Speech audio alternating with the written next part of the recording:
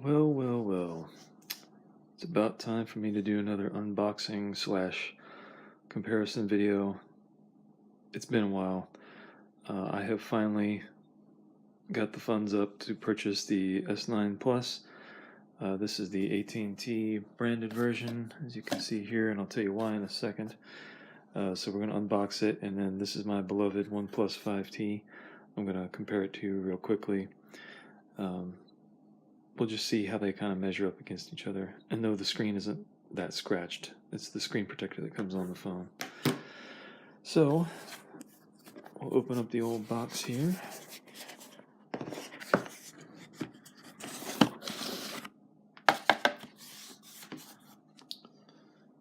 And we're going to have your standard, I'm sure this is the documentation or whatever they include on them now. Got your SIM tray remover. And it looks like a couple of manuals and stuff like that. I mean, no one ever reads that I know of. Okay, and there's the beastie itself. And for those of you not tracking, the S9 Plus is 6.2 inches, and the OnePlus 5T I think is 6 inches display-wise.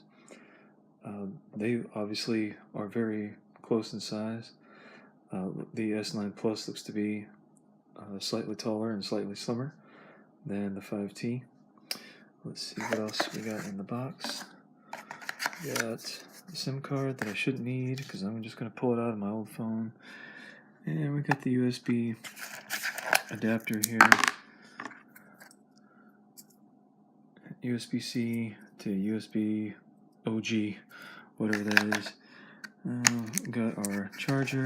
This probably has it's got the headphones and the USB-C cable in it. And I love Samsung headphones. I have since I got my S3 years ago now. So I'm going to take this off of here. We'll fire up the screens and have a quick look.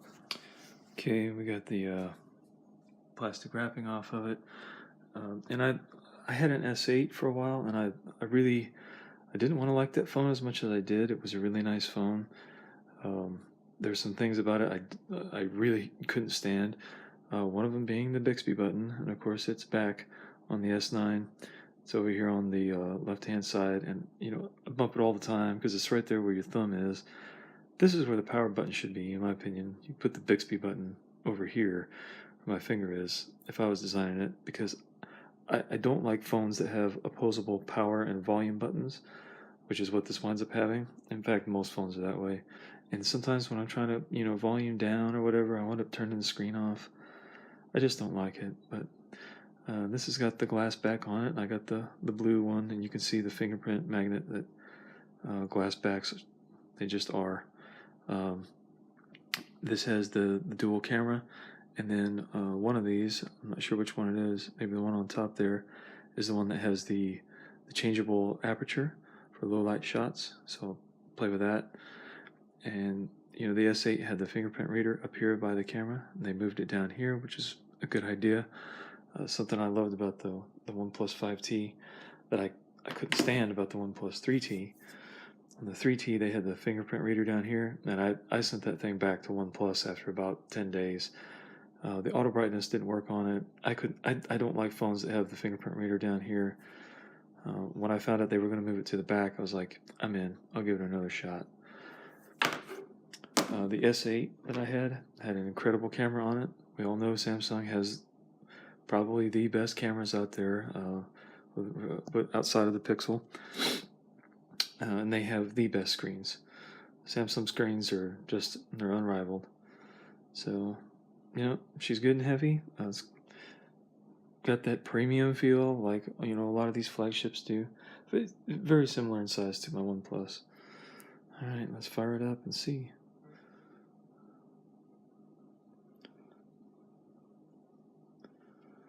One thing that I didn't like about my 5T was that the haptic feedback was like precise, but it was never very... It lacked vigor. So if I got a message or even a phone call, phone was in my pocket, a lot of times you'd never know, you'd never feel it. And I hope that's not the case with this S9, because it wasn't the case with the S8. The reason I went with, and you saw the AT&T branding there, the reason I went with the AT&T branded one was because on Samsung's website itself, not on AT&T, but on Samsung's website, the AT&T branded one, instead of being 840, was 640. And it comes with the new DeX docking station, which I'm really excited to try. I want to love that. It's going to be really cool, I think. So, and it came with that for free, well, for the same price, so the 640. And that's almost too good to be true, because the S9 is still fairly new. I could have gotten about the same deal on AT&T with bill credits, which are a total pain. We got bill credits on wife's iPhone 7 almost 2 years ago, and they're still trickling in. Plus, on AT&T, it would require you to purchase a new line, activate a new line, and I don't get that.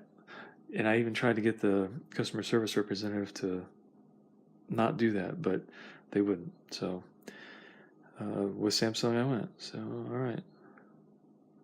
Insert SIM card to access network services. This is all going to be your standard setup from here on out with Android. I did read through those some of this documentation that I said no one reads for a little bit, and it said that, and I've never used this before, so I think I might give it a shot. This adapter here, you put on obviously the end of your USB-C cable, and then you use it as a transfer cable between your two phones. So I might give that a shot, see how that works. I've only ever used the whatever it is, the NFC or Bluetooth before, for transferring from the old phone to the new phone. So that's pretty much it for the unboxing. I'm going to go ahead and get this thing set up, and I might make another short video of that transfer and then just some initial impressions.